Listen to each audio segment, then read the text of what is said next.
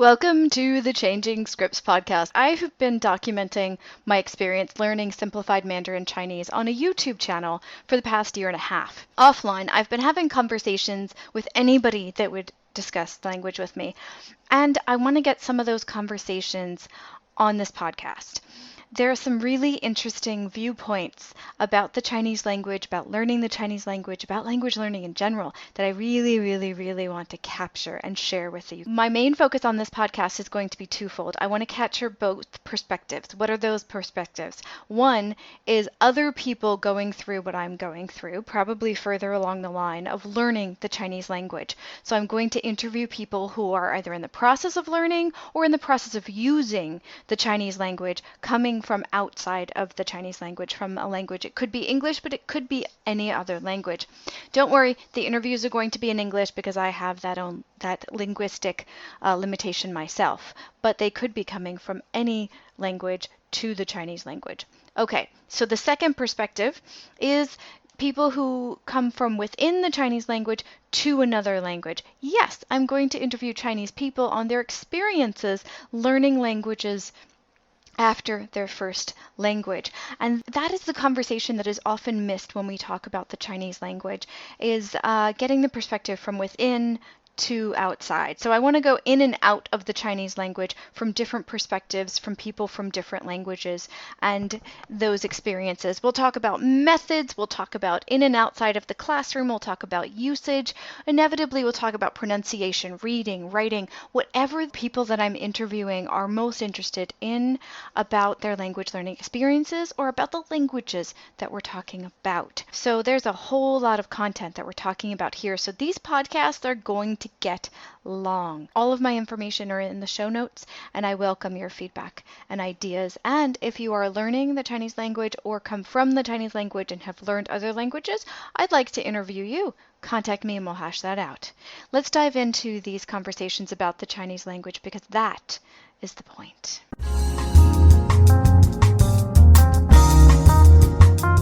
So thank you, Liz, for joining us today for this conversation about language learning and the Chinese language. Can you tell us a little bit about yourself?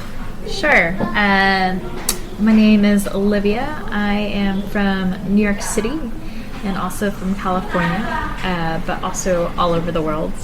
Spent some time, about 2 years in India, took a year off, went and traveled, started doing a travel blog. And then now I am in Shanghai, China. I am an international school teacher, also teaching yoga. I love words. I love to write. That's huge to me. And I've learned languages all my life. Well, let's dig into that. What is your language learning background? Like, what would you consider your first or your first language or your first languages? Sure. So my mother tongue growing up was Cantonese. And the reason for that was because my mom didn't speak English. She immigrated to the U.S. when she was in her 30s, and she met my dad, who was from Taiwan, who knew Mandarin. And so growing up, I spent most of my time with my mom, and I grew up speaking Cantonese. In school, I was learning Spanish before I even knew English. Awesome. Yeah, because I lived in a very awesome neighborhood of Brooklyn in the 80s. And yeah, I was learning Spanish before I even knew English. I was taking my mom to the grocery stores, showing her labels, and kind of being a translator for her in the world. Mm-hmm. And then from there, I ended up learning Spanish in a little bit when I was in New York, but also a little bit in middle school. I studied about 3 years of Spanish. Loved it. Especially loved doing the accents. That was my favorite part.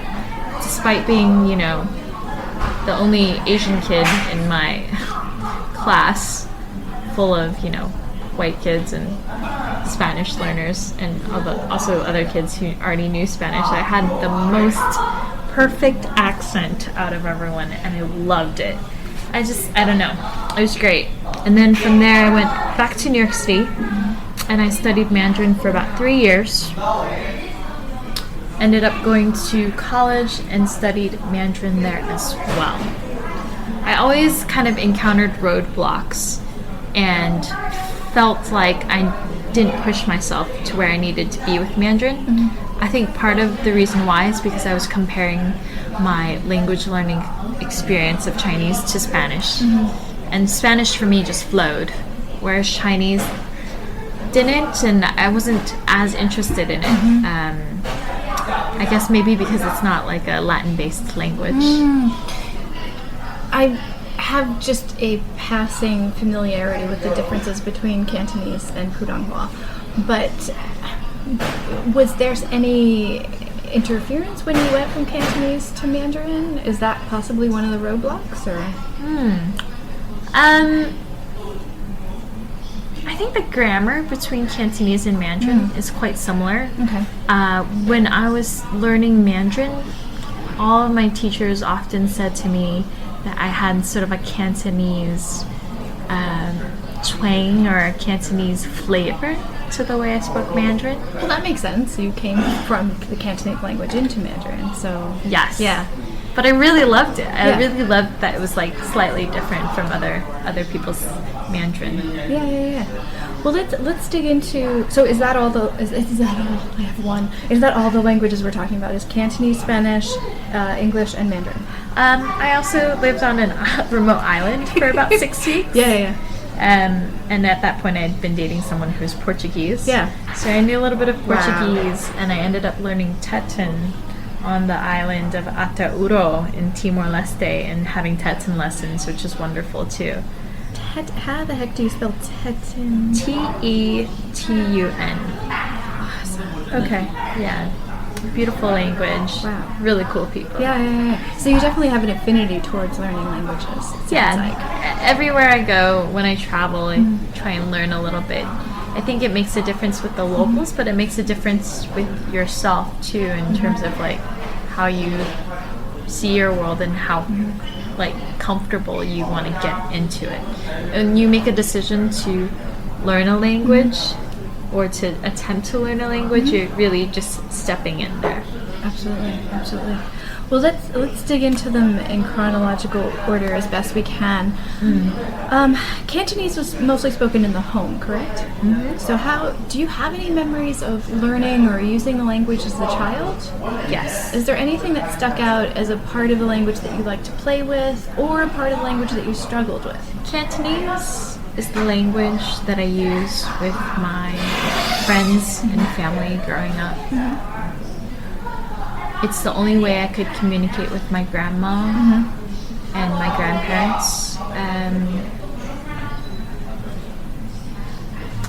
It's the language that I hear in the background when there are soap operas happening as my aunt was watching them.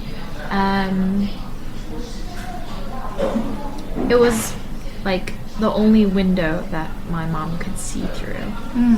Because she didn't know any English. I just remember at one point when I was an adolescent, I noticed that my cousins around me, when they would speak to my grandma, she would speak in Cantonese and they would always respond back in English. And at a certain point, I was noticing that they were losing their ability to speak to her about anything deeper than what I call eat, sleep, drink Cantonese. Yeah. So at that point, I kind of made a decision in myself, recognizing that that could be me, that I could lose that language. It'd be so easy to. I decided that I would just work on learning Cantonese or only speak to my parents and my grandparents in Cantonese. And then as I started learning Mandarin, because I would learn Mandarin formally in school, I would get vocabulary words. So now even when I speak to my dad, who's a Mandarin speaker, I will mix in Mandarin and Cantonese when speaking to both my mom and my dad on Skype. Yeah. It's really cool. Yeah. And sometimes some English too, because my dad knows some English and he likes wordplay as well. Yeah. Nice. Because Cantonese was your first language, it was your home language, so you don't remember learning it at any point, right? Because I mean, you grew up with it. Yeah. No, Cantonese has a ton of tones. I think like maybe Some people say 8 tones. Some people say 14. Some people have 16. So it's really, yeah. Oh my gosh. It's not something that is easy to pick up Right. unless you just kind of grow up hearing it. So I don't remember formally studying it. Right. I remember the way I remember learning it was being a kid in a high chair and having my mom try and feed the bear on the high chair next to me, and then trying to feed me and trying to like trick me to eat. Sure. But I do remember when I went to college, there was a Cantonese speaker in the lab typing up a paper as well, and I remember saying something like to him like, I like to eat shrimp. And I remember saying, oh, what's on you? He's like, haha.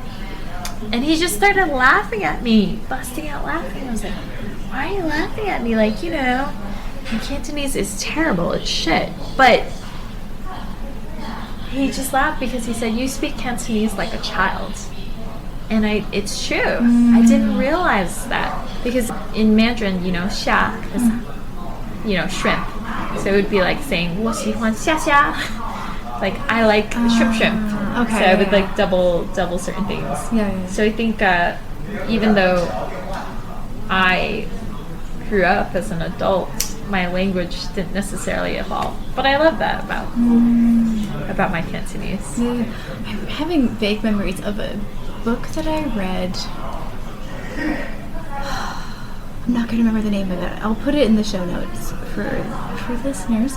But it was a woman that grew up in the U.S. Her parents were from Iran, but they left. And so she grew up in the U.S. and she went back to Tehran as an adult. And she thought she was fluent in the language, and she was to a degree. She kept calling it, like, she had, like, kitchen Farsi at her disposal. And she kept saying, you know, I can talk to people at home. But as soon as she went out and talked to people about things other than what you were saying, the eat, sleep, whatever, like those topics, she's like, she would just completely fall off of the language and be like, oh my gosh, I thought I was a fluent speaker. You know, she was like out of her depth, so she had to formally study a language she thought she grew up with her whole life. Yes. And a lot of people commented, she said, and this is what just reminded me of what you just said. A lot of people commented, they were like, wow, your Farsi is very, very, very childlike. So it reminds me a lot. I'll find the name of the book and send it to you. Yeah. Totally. Very, I very totally had that interesting. experience traveling in Hong Kong. Yeah. Be like, oh yeah, I can order things for dim sum, but you know, it's just as good as about like pointing to certain dishes and being able to say the foods, you know? So it's definitely eat, sleep, drink, Cantonese. Yeah.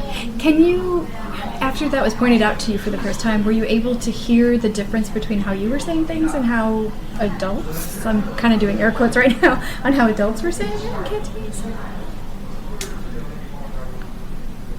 I only really felt it until I went to Hong Kong. Yeah. I didn't feel it with my own family. Sure.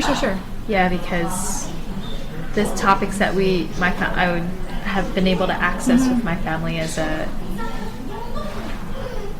you know, first gen ABC are very different than probably the topics of conversation that people in Hong Kong talk about sitting around a dim sum table. You know, businessmen talking and laughing and poking each other on the street about something that happened. Yeah. You know? Yeah. So let's talk about Spanish. Maybe you said you learned Spanish before English. So did you learn that in the neighborhood, or did you learn it in school as well? I learned it in school, but I also just grew up kind of hearing it and getting a love for just the way the words sounded. Yeah, I don't remember a whole lot more.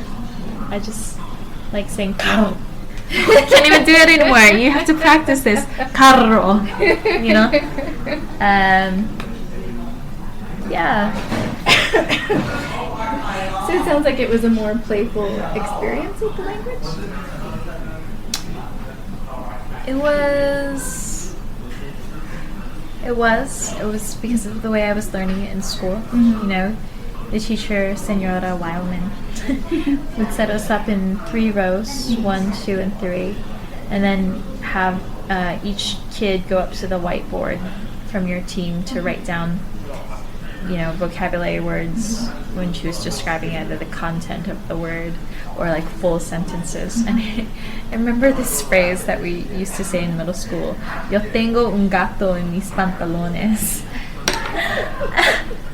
You know what that means? I have a cat with pants? No, I missed the last part of the sentence. I have a cat in my pants. In my pants. In my pants. Okay. I don't know why. Just things like that from middle school like really stick in your head. Yeah. Well, that's funny. And as a kid, I think even as an adult it would stick, because that's not a standard super boring basic sentence. Yeah. Yeah. You're just like putting words together and doing it in with games. Yeah. Yeah. That sounds like a fun teacher. What else did she do? She was very strict, but also very fun. Yeah. I don't know. I think she sometimes had us like make games, like do things that were very hands-on. Mm-hmm. She cold called us, Mm-hmm. which is basically a term in teaching, right? You call on someone who doesn't know, doesn't have their hand raised to kind of keep everyone engaged and keep them on their toes. Yeah. I don't remember a lot. Oh, she also had the taco parties. Oh, yes. The taco parties are amazing. So at the end of every semester, team 1, 2, and 3, like one team who was the winner, they wouldn't have to do anything. But then, team 2 and team 3 would have to prepare the things for the taco party. Mm-hmm. So I just have memories of going to the grocery store and getting, the cut up ground beef, and like another person in the class would be in charge of the seasoning, and someone would be in charge of the tortilla flour. Yeah. And it just, those were good memories, You're learning language, but you also kind of have this communal space where you're going to celebrate each other's successes at the end of the semester. So that's I'm always going to remember the taco parties. Aww. Taco parties. Dope. So the classes that you're teaching now, are you teaching language or are you teaching a subject? I used to be like a sort of more homeroom-based teacher, but now I'm teaching mostly English. When I taught language, I found myself kind of pulling things that I liked from teachers that I had a warm, fuzzy feeling from when I was in their classroom. I found myself pulling some of their things into my own teaching methods. Do you do any of that?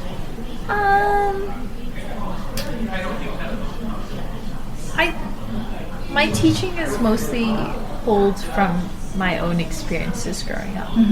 Like growing up, I didn't have a lot, and I actually didn't grow up with my parents for some time when I was growing up in California, and so my teachers ended up being like my family in a way, like really looking out for me, like really aware of my situation and knowing that I was different from the other kids. So I actually started teaching in Harlem, in New York City, and I drew my inspiration from my students, and I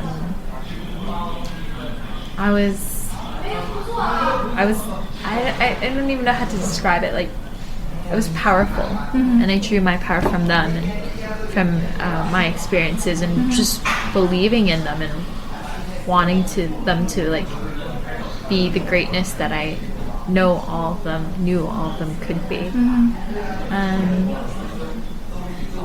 So I think that there's of course teaching methods which I learned through Teach for America. Sure. And other things that I did, but I think it's more about a way of being. It's like a good language teacher believes in you, even when you don't believe in yourself, even when you're first learning. That's so beautiful. I'm writing that down. A year and a half ago, when I started the YouTube channel connected to this podcast, I was convinced I left a PhD program. I was convinced we're going to move back to China, we're going to make some money, and I'm going to skill up, I'm going to make the mobile apps I've been wanting to make for forever to help the students en masse, not just in one classroom. And I found I've gone completely, I wouldn't say off track, in a different direction. I've gone from wanting to teach a certain thing that disrupts communication, like inflections and verb tenses, and creating an app to help that, to motivation. I found that motivation in language learning seems to be a gigantic issue. And what you just said just absolutely strikes a chord with that in such a huge way.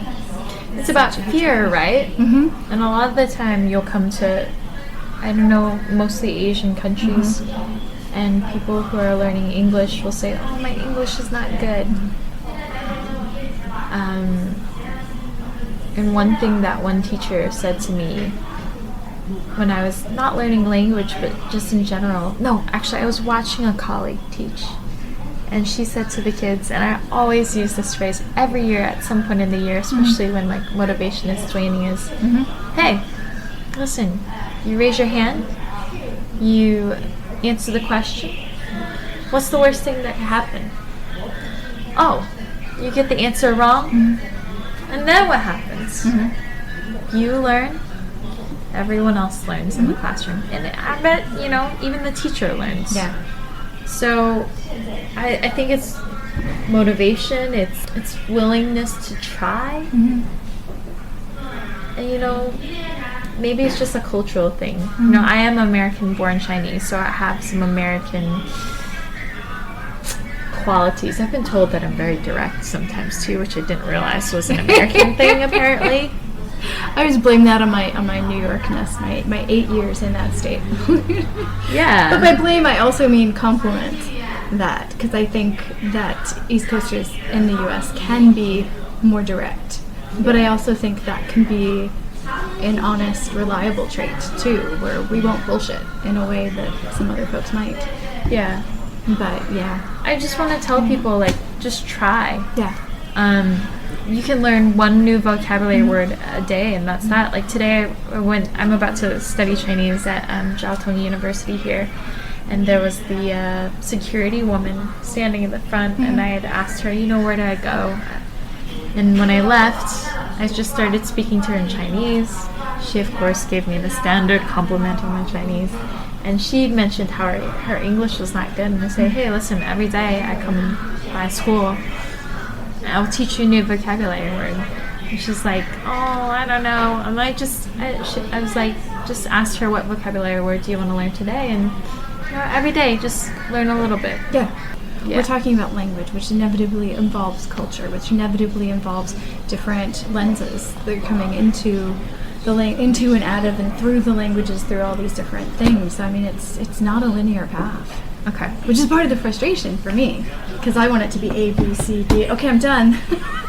Yeah. Like my students used to say to me, like we'd have a speaking exercise with like partners, and they do it once, and they go, okay, teacher, I'm done. I'm like, have you really talked about everything about that entire conversation? Have you exploited everything you can? They're like, oh yeah. So I tweaked it just a tiny bit, and I'd go, have you talked about this? And they'd go, oh no. And then they turn and do it again just with that little bit. And so it's just, but that's not language. It's messier than all of that, isn't it? Oh yeah, definitely. Yeah. If you're enjoying this conversation about the Chinese language and would like to participate, if you're studying the Chinese language or if you come from the Chinese language and have learned other languages, either perspective is actually both perspectives are greatly appreciated on this channel. Let's have a conversation. Let's tape that sucker and let's get it into this podcast. Contact me and let's etch out the details on how to get you and your valuable language learning experience onto this podcast. All of my information is in the show notes. Also, all over social media except Facebook, I am Steph Fuccio, STEPHFUCCIO. That includes Gmail for my email, Twitter, Instagram, Tumblr, and LinkedIn. So I look forward to hearing from you. And I think the longer you teach, the more you kind of pick up on things. And you can't just teach vocabulary. It's not memorization. It's being able to hear it, being able to say it, being able to say it in a sentence, being able to hear it in many different kinds of sentences. And many different accents. Yeah. Practicing with people in your class. Yeah, it's a lot of different things. It isn't memorization, but memorization is a part of it, especially when you're talking about.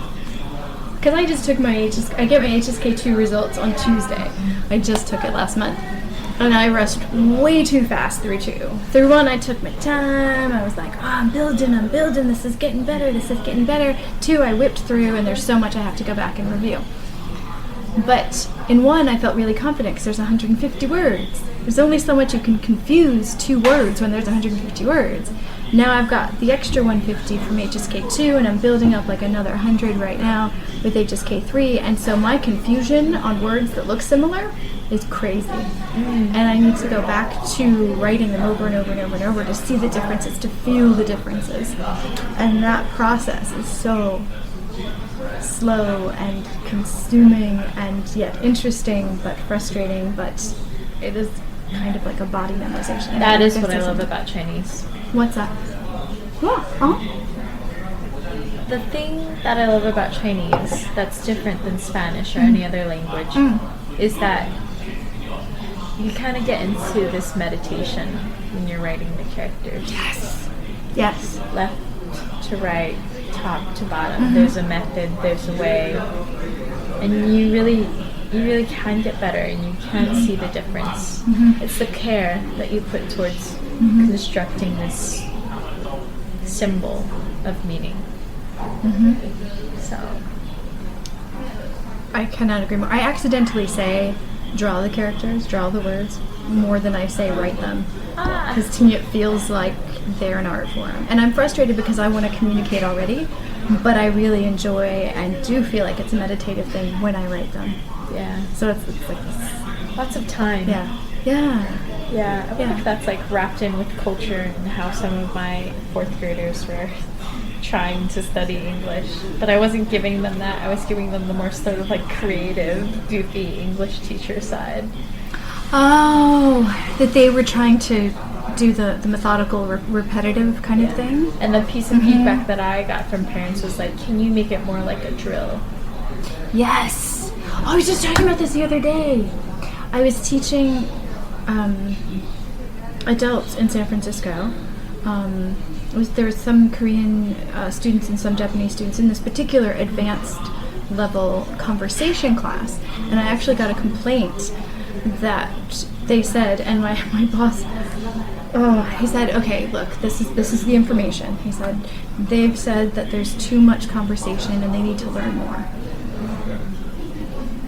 And he's like, take that for what you will, but if you can adjust it culturally and otherwise so that they feel like they're learning more, that'd be great. And I was like, okay, I get that, because I had lived in Northeast Asia and I kind of understood that there's a different idea of what learning is. Yes. And I did feedback. I did, collect information as they were talking. We set up things. We did new vocabulary. Like, I did all of that, but that wasn't enough. They wanted more of that, I think more of the struggle and more of the new.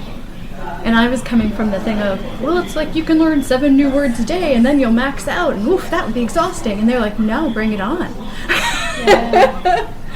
Huh. It's very different. Yeah, it's very, very different. Do you think that American language learners are lazy? And that's a huge request for generalization, but there it is. I don't think they're lazy. I think they don't have exposure the way people in European countries do. If your neighbor just along your border can speak a different language and you're mixing and coming in and out of each other's countries and your space is that close, it's part of the culture to be able to speak different languages. For Americans, it's not. I think only 10% of Americans have a passport, and of those 10% that have a passport, I think 10% of those, meaning 1%, actually venture anywhere beyond the bounds of what a cruise ship would provide for you. And that's not an opportunity to learn language. Right. That's not, the problem with the way the U.S. is right now is because we're not talking to each other. Left, right, we're not. People of different colors, different races, different thinking. We're not talking to each other. Yeah. We're tribing up hard. We're definitely doing that. But that doesn't make Americans lazy. It just makes them fearful. Maybe a little bit ignorant, but I guess I couldn't say. You know, I don't know what's going on through another person's mind. I think they also get a lot of how do I say this? They also get a lot of points for just trying and doing the dancing there, especially in China. If you just say a couple of words, oh, your Chinese is so good! Oh, that frustrates me. Like, no, it's not. And so then maybe some people feel like it's good enough. But then there you have some people who actually, whose Chinese is amazing. So maybe it just depends on what stage of life you're in. Yeah. Fair enough. Let's move on to English. When did you start learning / using English? I learned English through Sesame Street. Awesome. Yeah. Interview done. The best way ever. How did you feel about that experience? I mean, I think when I was a kid, I was just processing everything, processing my world through grocery store labels. Other things as well. I really grew a love for English, I think, in middle school when I started working on the yearbook. And I got inspiration from other teachers and from a teacher who, you know, ran around the classroom with a rubber chicken and like slammed the rubber chicken on people's desks. He made me memorize poems. And you know, a poem to this day which I can still recite. Like I hold that within myself now. Which poem? Lord Byron, She Walks in Beauty. Oh, would you give us a few lines? Oh, maybe, you know, maybe something that I can aspire to. She walks in beauty like the night of cloudless climes and starry skies, and all that's best of dark and bright me in her aspect and in her eyes. Thus mellowed to that tender light which heaven to gaudy day denies. One shade the more, one ray the less, had half impaired that nameless grace, which waves in every raven tress. Okay, thank you. Oh man, it's amazing what shapes us in the classroom and what we remember later. Really, really, truly is. Words. I love words, and I think that's what those experiences in middle school gave me. Yeah, and I also think expression is something that didn't always come easy to me. Still doesn't.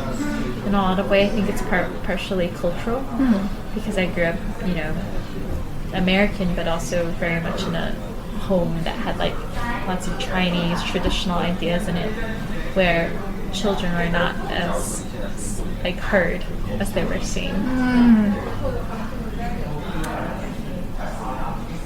Trying to think of what to say that wouldn't. Wouldn't insult no my family. No, I grew up in a somewhat, I don't know if traditional is the way to say it, but a very, you're more important when you're an adult kind of European mindset, where children are, you can go play over there, but don't really interrupt the adults right now kind of thing. So I get that. And what children said wasn't really, I wouldn't say valued, because it wasn't that bad, but not really encouraged. Yeah. Some people have an affinity when they're growing up and liking words, have an affinity towards either speaking or reading and writing. Do you fall into one of those, or did it just kind of encompass everything? I love speaking, but I don't do it as often as I do writing. And the best thing is when I can combine those two things together, when I can perform my spoken word poetry. Exactly. I was going to say I could see you are a spoken word performer. I guess clearly. You can self-identify as that. Have you done that? I have. Yeah. I have. And I love doing it in places where you know no one. Yeah. Like I did it in Costa Rica once. Yeah. They had an open mic night, and I was like, you know what? That's Just go and do it. You did it in Spanish. I did it in English. Yeah. Of course, people there. It was Montezuma, Costa Rica, a place where there were travelers passing through, and you know, it's a economy based around tourism. So, yeah, it was awesome. It was awesome. Yeah, and I have some on my website as well, and some other projects around it. But I want to do more of that. You know, I want to go to a cafe in Shanghai and just start doing that. But my problem is that I find it very hard sometimes to sit in those emotions and to make eye contact with the crowd. And so even as I was just, you know, reciting that poem to you, Lord Byron, I used to like close my eyes because it's something that you have to work on to have your words resonate. And same thing when you're learning a language. You can speak the words, but can you feel the words and have someone else feel those things too? Yeah. Oh, that's so true. That's so true. I was just thinking, I'm trying to think of the name of them. I saw, it wasn't a spoken word thing so much as it was like a narrative kind of performance by about 3 or 4 different folks in one evening. Concrete is the name of the organization. And I love that kind of thing. But I don't know. What do you mean by that kind of thing? That telling a story live in person. Because I agree with you, like this medium is very comfortable for me. I can create it in this bubble, and I can put it into the world, and I can interact with people, if they so choose, about it afterwards. But for me, live people in front of me, as anything is happening, even rehearsed, unrehearsed, anything, performance-wise, it distracts me a little. Yeah. Yeah, and I feel like I would lean towards doing things to, not just to get their reaction, but I would involve too much of their feedback in it, that it would morph the narrative, and that's not necessarily a bad thing. Yeah, whatever happens in that moment is happening. Yeah. And it's done. Whatever feedback you receive, whatever you give out into that space, and it's done. But there's something very noble, I find, about performing it.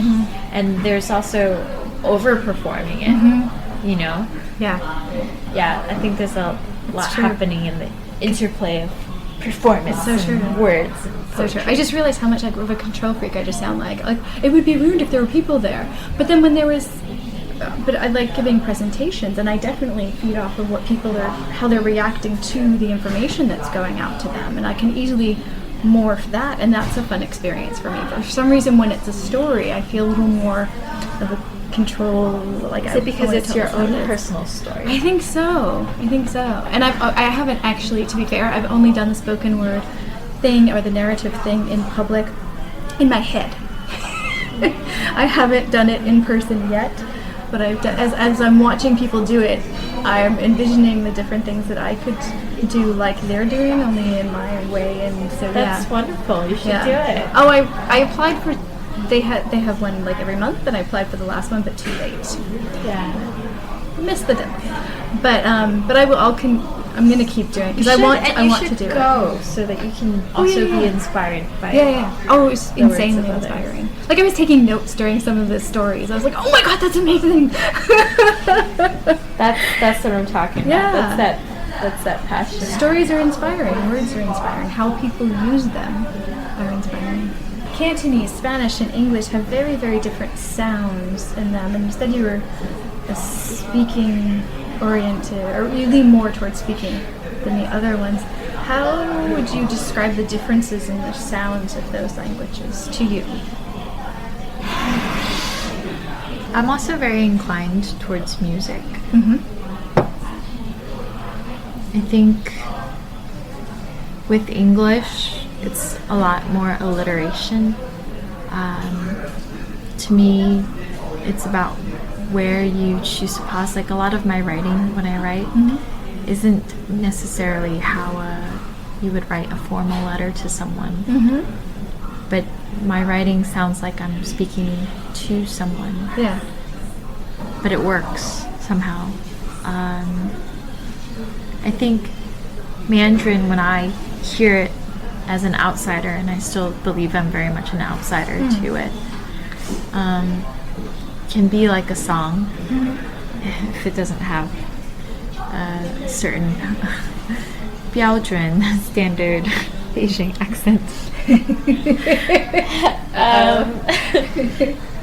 I've also got a little bit of discrimination happening there because, you know, Cantonese and Taiwanese don't always like that accent. I think Cantonese to me sounds like home. It feels like home. Like when I went to go visit my mom's hometown where she grew up and see the house where she lived and the fields where she used to play. I stepped out the taxi and now all of a sudden someone said, "Oh, are you Ty's daughter?" And I just felt like I was home. Yeah. Was that someone that knew you were coming? Or did they just recognize? Well, like, they I saw your actually mom didn't again? know if I would find my mom's place Yeah. because all the time I'd ask, like, where are you from? Where are you from? She'd say, like, Taishan, which is this big place, or she would say Guangdong, which is even bigger than Taishan. Yeah. She finally gave me the address, and she was like, this place is next to a banyan tree, and there's a well next to the house. I was like, really? There's no way in hell I'm gonna find this place. Like, this place has probably been all bulldozed and turned into, like, you know, skyscrapers or something else. Like, that's China. Things change. But then I got off and there was this ayi and she was just, "Are you Ty's daughter?" Whoa. Now, I think she was playing things behind the scenes, and she called one of her friends in New York City whose sister was living there, and that's how they knew. But at that exact moment, to come off the cab and have that happen, it was legit. Yeah. I got off, the banyan tree was there, It was still there. the well was there. Wow. Yeah, Yeah. it was crazy. It was insane. Wow. So Cantonese to me feels like home. Yeah. Do any of those languages feel softer, or do any of them feel... rougher is not really the right word. Yeah. Choppier, or... I don't know. Cantonese feels warmer.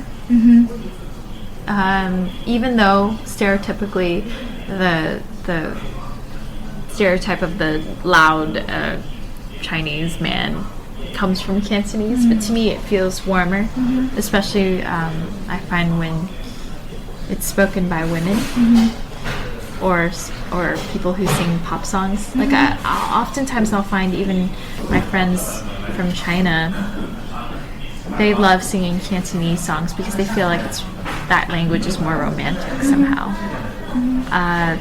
Mandarin to me is like a song, like a bird song. Yeah. But you know, not all bird songs will resonate with you. Right. Hey, there are some bird sounds I like hearing, and some that I'm like, seriously, I'd rather have construction. So I get that. Yeah. For English, I feel like it depends on who's speaking it. Sometimes it can be stuffy for no reason. Spanish, I just want somebody to talk to me in Spanish all day. All day, baby. What is it? Because I learned German in high school. No, I didn't. I was supposed to learn German in high school. I tried to learn Italian as an adult, and it failed miserably. And I tried to learn Spanish a little bit at university, but it wasn't until I went down to Latin America and I was surrounded by the Spanish language that it hit me like a ton of bricks. And that playful, like, yes, more thing that you're talking about hit me big, and it's never left. What is it about the Spanish language that's so Spanish language / culture? Because how can you really separate the two? Well, is yours attached to a place a region or a country or a people? I don't think I've had that yet, but I think I had that a little bit because I grew up in Southern California, so I was hearing it around me from people, and a lot of my friends were native Spanish speakers. My next door neighbor was. I had that experience in China when I came to study abroad. 2 days before I was supposed to come to China, I got into an accident. I was on my bike in New York City. I broke my collarbone. Didn't know if I would be able to study abroad. My parents begged me to stay, and I was like, no, this is my chance to go abroad. I don't know when I'll get this again. You know, Brooklyn kid from the 80s, like, you know, I was never supposed to be abroad. I was never supposed to graduate from college or study abroad. So basically, I broke my collarbone. Didn't even know if I needed surgery. I got on the plane, and I had an 8-figure sling around me on the plane. Got special assistance from the flight attendants. Got off the plane, and after studying Chinese for 5 years, I couldn't even manage to find the words to say, having packed up my whole life, you know, all the things I thought I needed in like 4 huge giant suitcases, to say, can I get some help with my bags, to the porters around me. Yeah. So I think language, like you said, like, gets those playful elements, not only when you're studying them with other people, but when bad shit happens to you too, or like when you're going to the hospital, when you're like living your life, like, you know, I learned all the words for surgery and broken bone. Yeah. In my first few months in China, because I had to, right? I had to take the buses and do all that stuff. Yeah. Wow. So did you go to the hospital as soon as you got to? Yeah, pretty much got there next day. Just like, what's going on with my bone, doctor? Do I need surgery or not? Oh my goodness. But I don't regret that decision. It's a big part of the reason why I'm living the life I am. Yeah, you're a brave person. Nothing's gonna stop you. or just reckless. No, because it's not like you flew and then ignored the pain and just let it get worse. I mean, you took care of it as soon as you got there, so. If you're enjoying this conversation about the Chinese language and would like to participate, if you're studying the Chinese language, or if you come from the Chinese language and have learned other languages, either perspective is actually both perspectives are greatly appreciated on this channel. Let's have a conversation. Let's tape that sucker and let's get it into this podcast. Contact me and let's etch out the details on how to get you and your valuable language learning experience onto this podcast. All of my information is in the show notes. Also, all over social media except Facebook, I am Steph Fuccio, STEPHFUCCIO. That includes Gmail for my email, Twitter, Instagram, Tumblr, and LinkedIn. So I look forward to hearing from you. Why do you say that you weren't supposed to go overseas? You weren't supposed to do all those things. Where does that?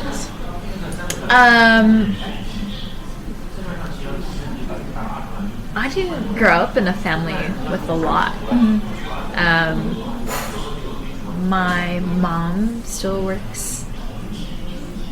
My mom used to work in it. My mom used to work in a factory, you know, sewing clothes for pennies on the dime.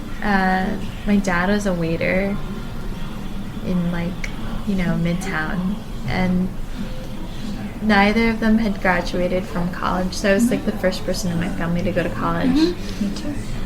Travel didn't really seem like a possibility. I didn't know how or when I would travel. Besides, you know, maybe going to see my grandma in Taiwan when I was, you know, 4 years old, a little kid. Yeah.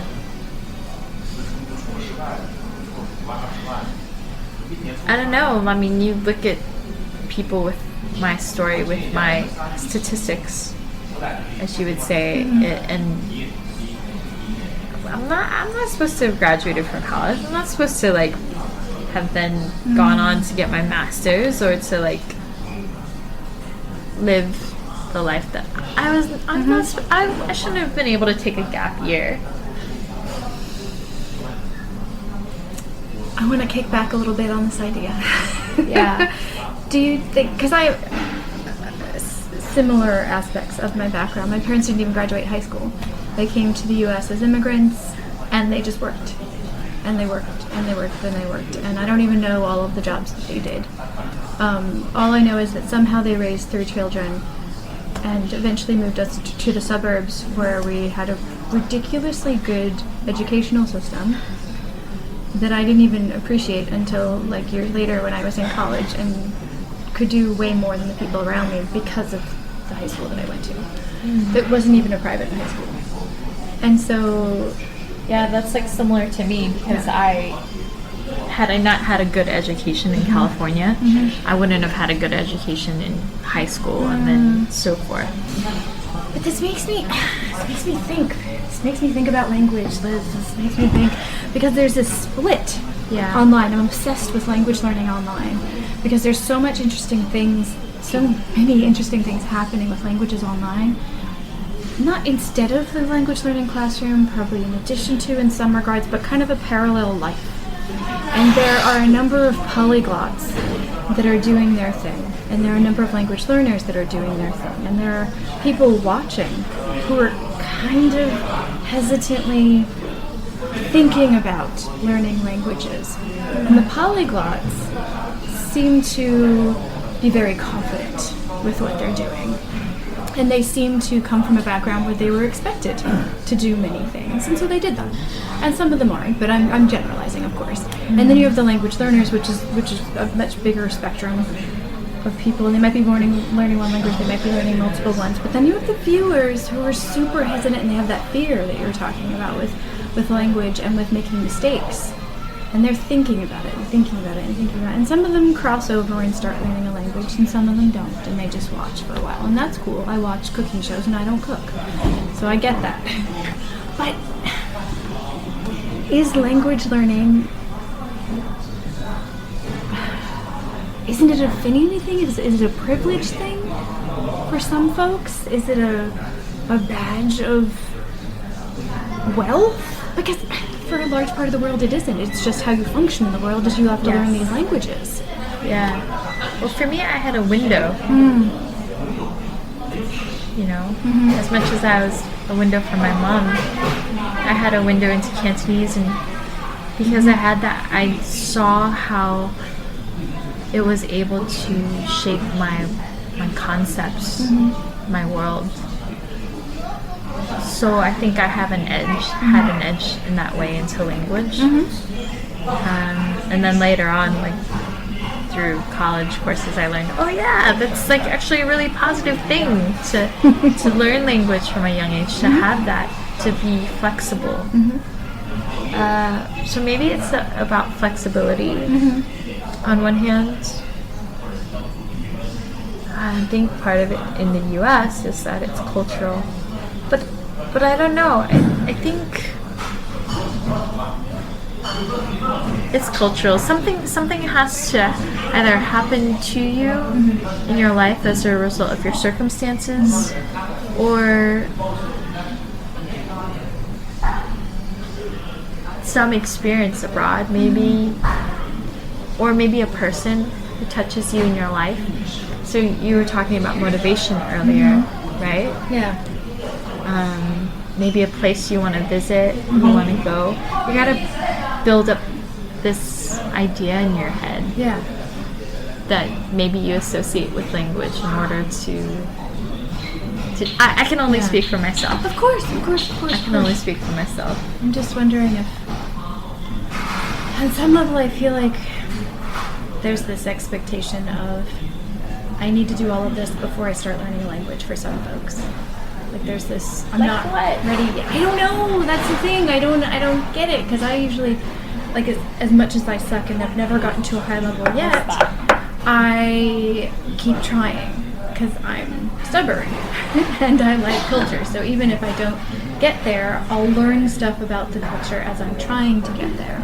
But I know a lot of people are much more careful about what they do. And part of me is kind of trying to tease out what is the carefulness with language. I think it's about resilience and about grit. I know that's like a big buzzword right now, but like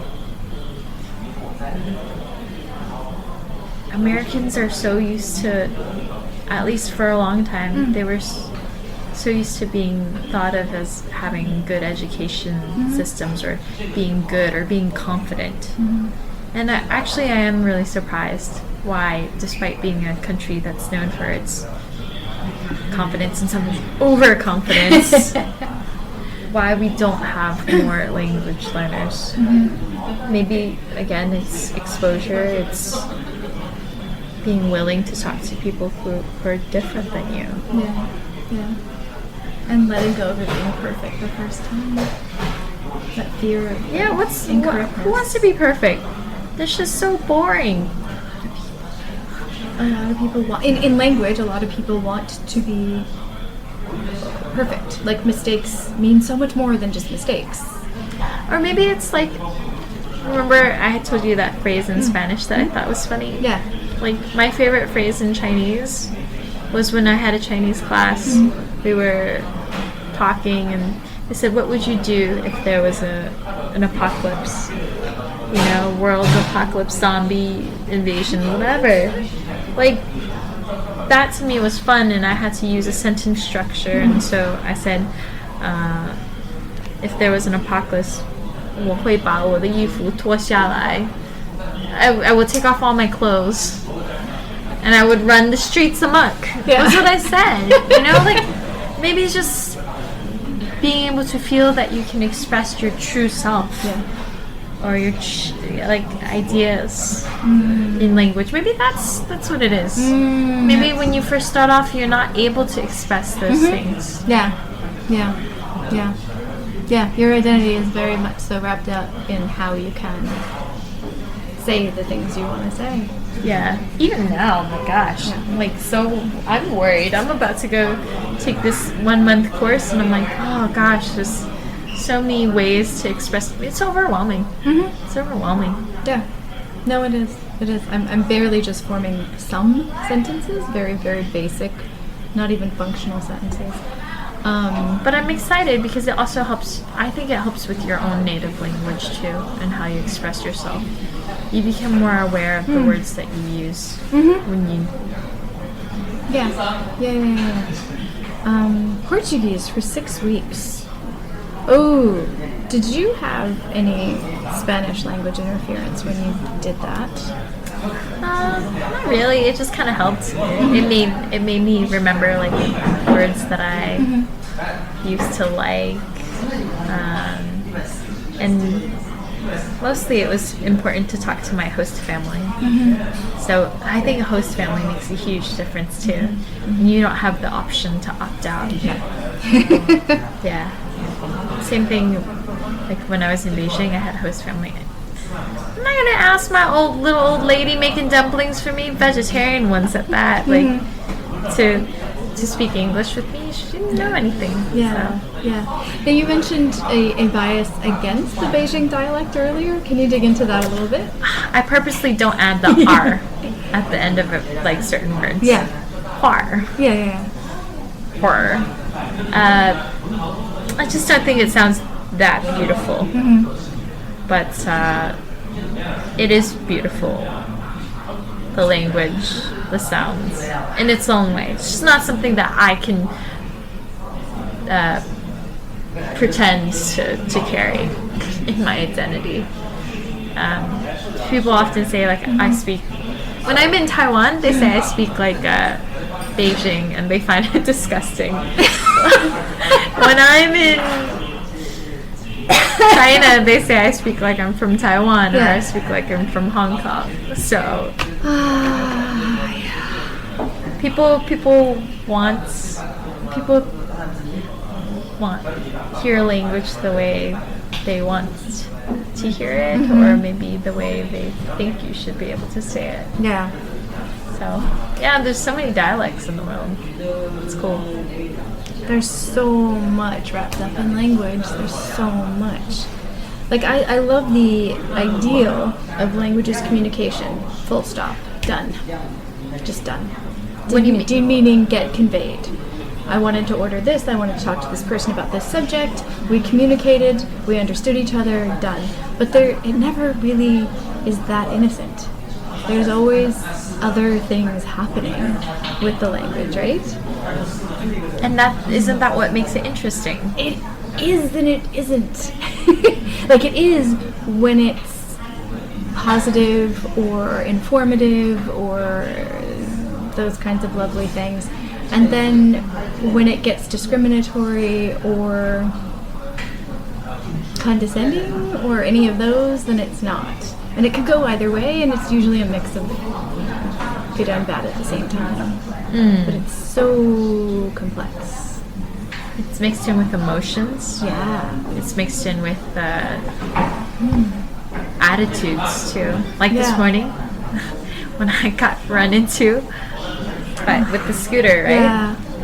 His attitude was like, "Oh, where were you? Look at where you're going. Like, let's figure out who to blame." And I just said to him, 我不是怪你. I am not blaming you. I'm in pain. Do you see me right now? This is priority one right now. Yeah. Yeah. But the fact that I was able to express that was great, but I wasn't able to express much more than that. And I wonder, that guy, rolling away on his scooter on the sidewalk, like what did he think after that interaction? If it struck him. Yeah. The way that we're kind of like talking about. Yeah. Language and how it's wrapped up in other things. Yeah. And is he mentioning that to someone else and having maybe regrets that he hit you at some point? Or is he just like, oh, I can't believe she jumped in front of me? Kind of like changing the story or something? Yeah, like what level do you want to reach in your communicating with other people? Yeah. Maybe it's those complexities that are things that... Like if it wasn't hard, Stephanie, if it wasn't hard, would you still want to do it? If there was a language chip that was available today, I would gladly put it in my head and still practice the characters by hand. Yeah. I wouldn't stop practicing, but I definitely, for communication purposes and for reading purposes, if I could read in any language with no effort, that is a version of the ultimate world. Do you like nuances? Depending on the context. Yeah. Do you feel free to express those nuances when you're learning?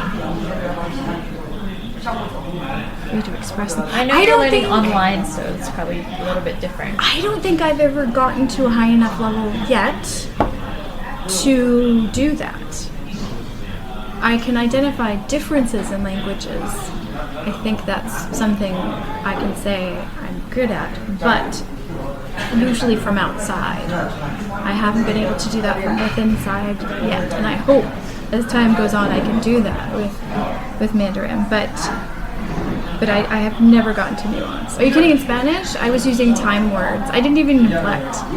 I was seriously like going around like Buenos Aires, like, saying things like, basically the equivalent of, I go there yesterday. Like, I just kept throwing in time words to change things. And I was talking to people just here, there, and everywhere, and they didn't care. And I didn't care, and because they didn't care, I just kept going. Yeah. People, like you were saying, people have to give each other the space to make mistakes, to process, to all of that. Yeah. That's so cool. What a cool experience. Maybe that's why you had your love of Spanish moment. Well, let's face it, the guys were kind of cute too. I mean, you asked me before what I like about Spanish, so. Oh my God. Language. So, Tatun, is that? Tatun. How did all of that happen? Going to Timor, learning that language? Sure. I, as a part of my like year abroad, gap year experience, I wanted to do some scuba diving. And one place in the world that has the most biodiverse marine life is this place in Timor-Leste. Remind me proximity-wise where Timor is. Yeah. So Indonesia, tons and tons of islands. Timor-Leste used to be a part of Indonesia. Okay. But now it's not. I wonder if I should even be saying this because I don't want this place to be ruined. No, but tourism is like picking up there right now. And I wanted to do scuba diving, and so there's this organization, nonprofit out there doing reef check, basically classifying what areas have what types of coral and what types of sea life. And part of your community service was also like speaking English with people, teaching a little bit of that, having conversations. But you also had a host family. So again, there was that build up to something meaningful with language. Yep. Hold that thought for a second. Okay. And you were there for 6 weeks. Yeah. I did that for 6 weeks, and what was really great about this organization was that they're also training some of the local people to become dive masters. Nice. Yeah, so that's one way in which you really impact the community from the inside. And so we would be communicating with the dive master candidates as well, as they were reading these hard textbooks filled with like very technical language. What does the language look like? It looks like a little bit like Portuguese. Oh, okay. And then I think it has some elements of some Indonesian, like Bahasa words in there as well. Oh, okay. But it's a language all its own. Right. Yeah. What struck you as either easy or difficult to learn about the language? It's not a hard language to learn. What was easy about it was that it had some similarities to Portuguese and some to Spanish. I loved seeing those words in that language. They were like old friends coming in. What was hard about it was knowing that I had a limited amount of time to really use it. Yeah. And also then coming back from the experience and knowing, well, probably not have an opportunity to use it again unless I make the effort to go back, to return. But all the same, I enjoyed learning it, and I enjoyed having conversations around the dinner table with my host family, where we would repeat topics and vocabularies from the day before, and then like pray for us to have safety when we're going to do these dives. Yeah. And you just pick up certain words and go to church with them. It's awesome. Do you think you would go back, or do you think you would consciously try to keep the language learning going with that language?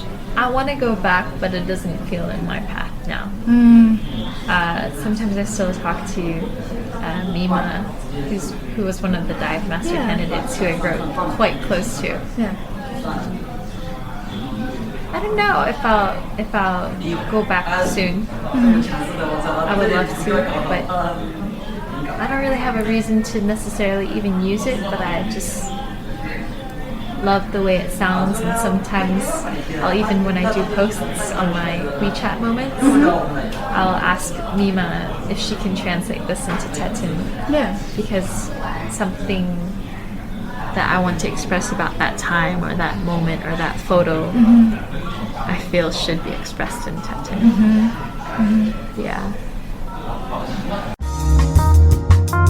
If you're you're enjoying this conversation about the Chinese language and would like to participate, if you're studying the Chinese language or if you come from the Chinese language and have learned other languages, either perspective is greatly, actually both perspectives are greatly appreciated on this channel. Let's have a conversation. Let's tape that sucker and let's get it into this podcast. Contact me and let's etch out the details on how to get you and your valuable language learning experience onto this podcast. All of my information is in the show notes. Also, all over social media except Facebook, I am Steph Fuccio, STEPHFUCCIO. That includes Gmail for my email, Twitter, Instagram, Tumblr, and LinkedIn. So I look forward to hearing from you. I'm getting the impression that languages come naturally, and I don't mean without effort or without studying or without hard work, but it feels like they might come pretty naturally to you because you kind of emotionalize them as you're learning them. Is that true at all, or am I projecting?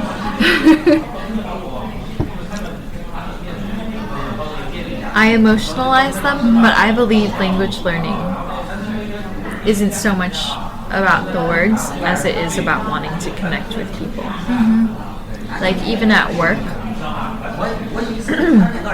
we have about like maybe a staff that's like 88% from China. The rest are foreigners from different parts of the world. Yeah. But I feel that I'm able to connect with people not only because of my face, that is one thing, but because I want to. Regardless of whether or not they want to connect with me, I'm going to speak Chinese to you. Yeah. And I'm going to want to connect with you on that level and let you know that I want to connect with you on that level. Yeah. Yeah, let's talk about things. Let's talk about your life. Do you feel like in China when people switch to English with you, do they switch to English with you? Okay. Do you feel like that's sometimes them my putting up a coworker wall? does too, my co-teacher. Oh, Do really? I feel Do you wall? feel like they're putting up an emotional wall when they do that, or are they just wanting to? Do you feel like they're just trying to practice, or? I think they're trying to be respectful and helpful towards me, Okay. but I still keep talking to them in Chinese. And we have a working understanding. Yeah. That's just how it is. Yeah. And that's great. And we help each other out. Because I don't give off the sense, I think, that like, oh, your English isn't so great, so like please don't try and speak English to me. No. It's not like that. It's more like I'm patient, and just as they're patient with me, and we're friends, you know, at the end of the day. Yeah. So when you do study languages, what are your go-to methods for whichever part you want to talk about? I think my favorite method is with people, because I think the same topics of conversation come up over and over again, particularly with things that I like to talk about. Yeah. Another way that I've really enjoyed learning Chinese this year is through yoga. Through talking about it, or through doing it, or Through both? doing it and Yeah. being a teacher, and also being a student. Sure. I go to a yoga studio where it's mostly people that are originally from China. The teacher does teach occasionally in English, but a lot of the vocabulary where it's like, now sometimes I'm like, can I teach? Like, I can teach yoga in English, but I feel more comfortable in some ways teaching in Chinese now. You know, talking about opening your chest and all these things, because there's a sort of rhythm and sort of cadence that comes with teaching yoga. And now I associate Chinese with that too. Yeah.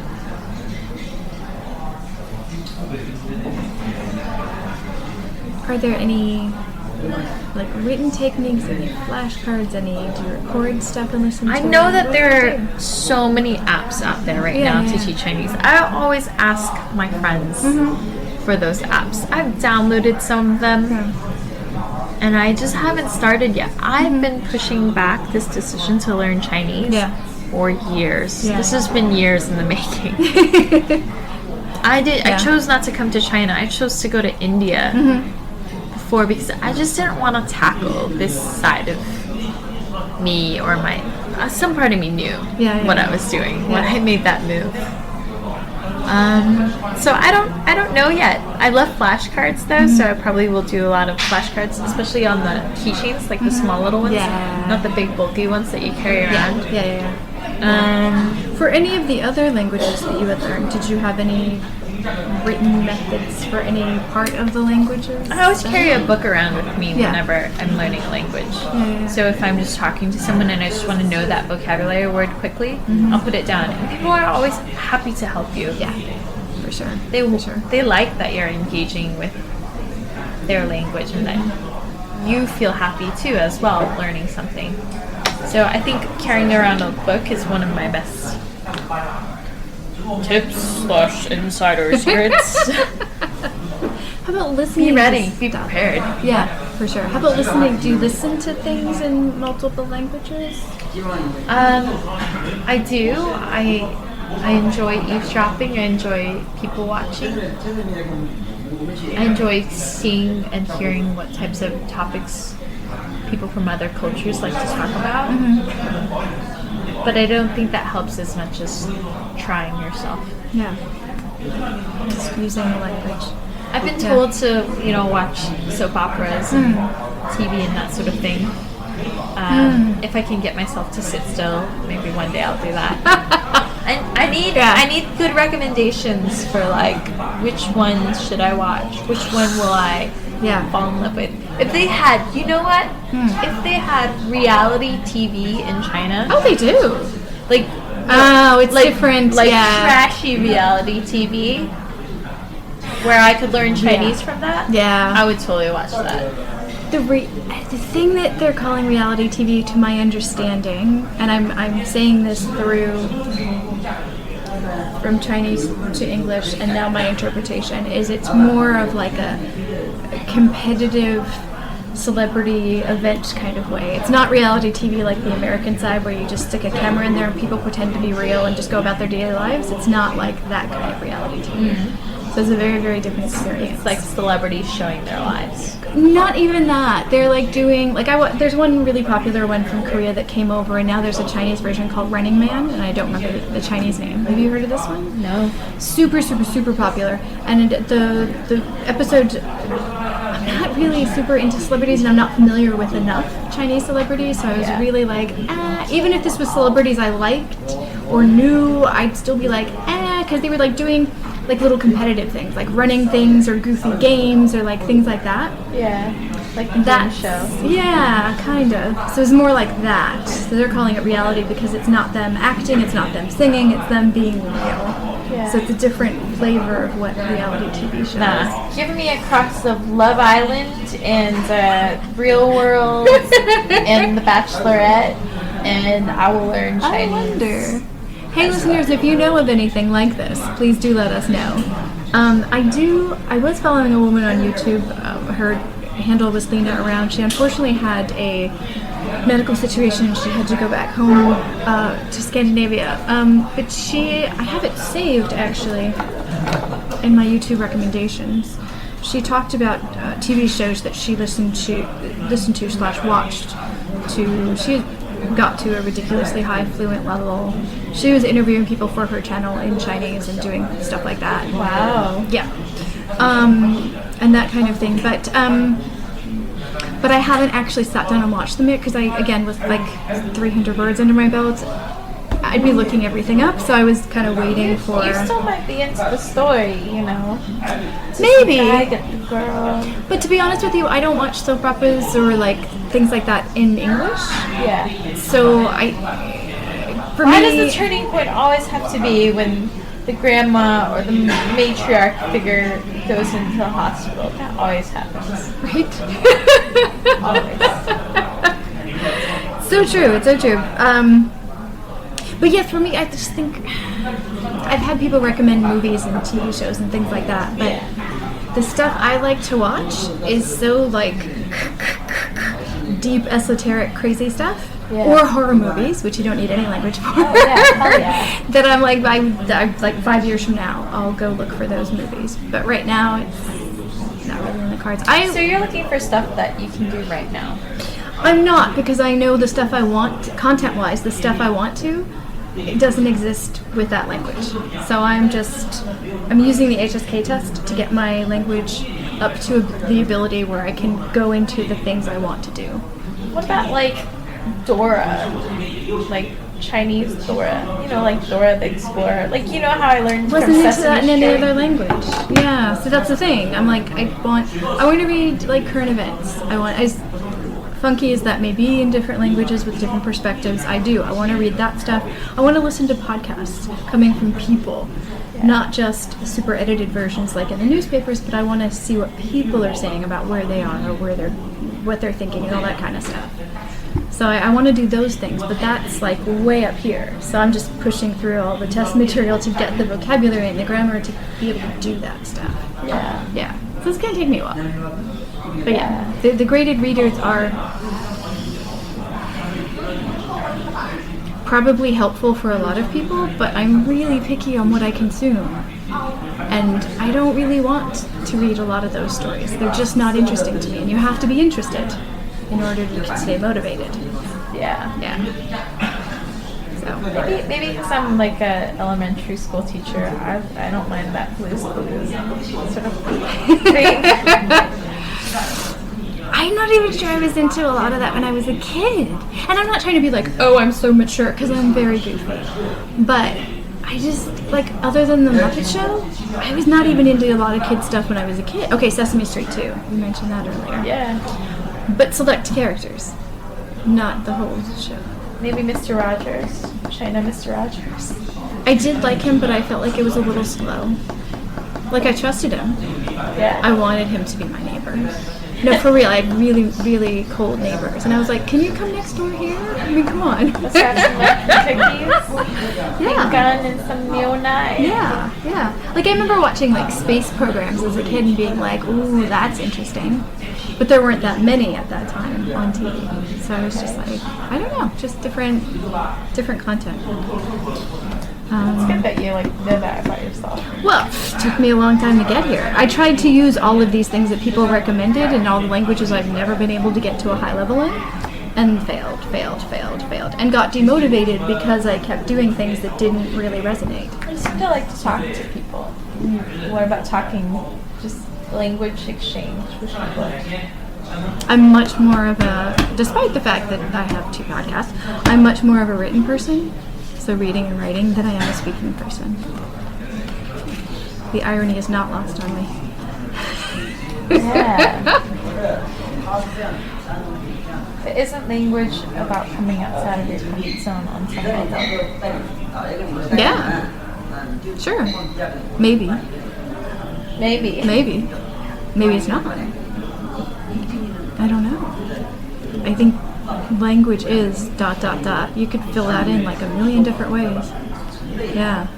And that's part of the beauty and the beast of the whole process, is how complex it is. Language is friendship too. What's that? Language is connection. Oh yeah. Friendship. Yeah. And it's funny because when I was teaching English in Vietnam and some other places, but really, really there, it was the language at that time of opportunity. And then I went to grad school in the US, and a lot of the rhetoric folks in the same department who I was teaching alongside of, but not necessarily with in the same classroom, were talking about language as pain, language as torture. And I just came back from seeing all these people's lives just go and all of their opportunities expand because of their hard work in getting another language under their belt. And I just kind of went, no, it can be that, but it's also because we this. have the privilege of thinking that way as foreigners. But You this know, was in the English is US. number 1. Yeah, Yeah. it was number 1. It won't be soon. Yes. Because it hasn't always been. There's different languages that are lingua francas. But I'm talking about people in the U.S. in grad school who had this idea that language is torture, language is pain, language is used to hurt people. period, one story. And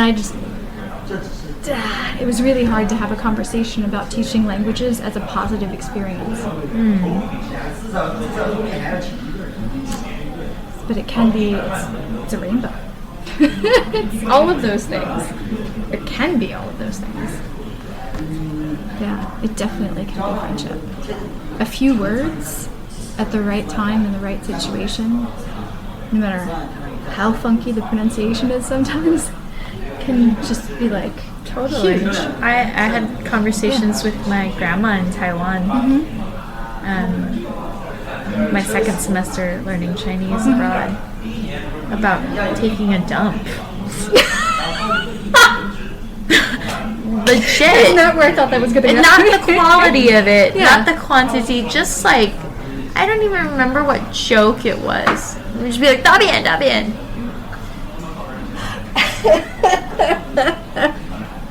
It's about wanting to, for me, it's about wanting to just connect. Maybe we need the opportunity to connect. Yeah.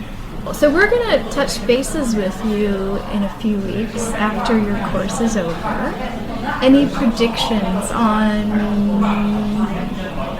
successes and challenges that you might experience over that time period? Today, when I went to go sign up for the course and kind of speak with the teacher, as he was leveling me, I felt how friendly he was. I felt his passion for the subject. I saw college students around the campus in grass and trees, and I felt China opening to me a little bit.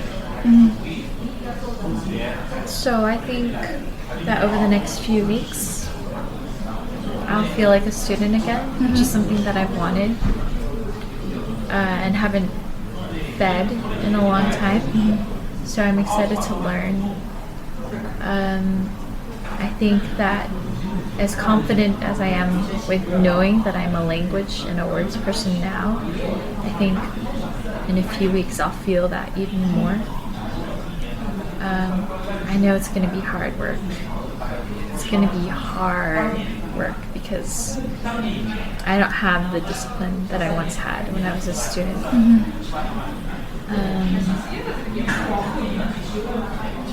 So I'm interested not only to see how my language ability changes, I'm interested to see how I as a person will change and grow. I also think that over the next few weeks I'll probably meet a lot of people and build relationships in a way that I think you only can through a language class. In language classes, you have to put yourself out there a lot. You're trying to express your ideas. Other people are listening to you. You get a sort of spotlight, whether it's being called in the class or just sharing with a partner. And so you asked, like, what is another great way to learn language? I think it's through partner learning. You're motivated if you trust the person in front of you. You're motivated to share yourself with them and also hear some of their story. So, yeah, talking about stories over the next few weeks, and we'll see. Any final thoughts on anything we've talked about today?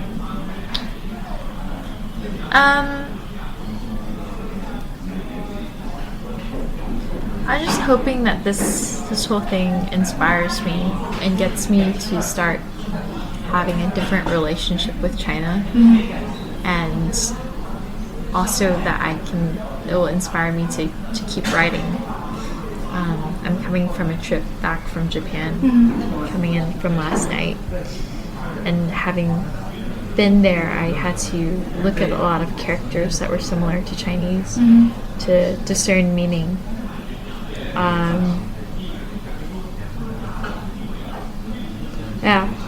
I think I have hopes, and I guess I want to say to people that are trying to learn language that is not always about the words you say, but it's about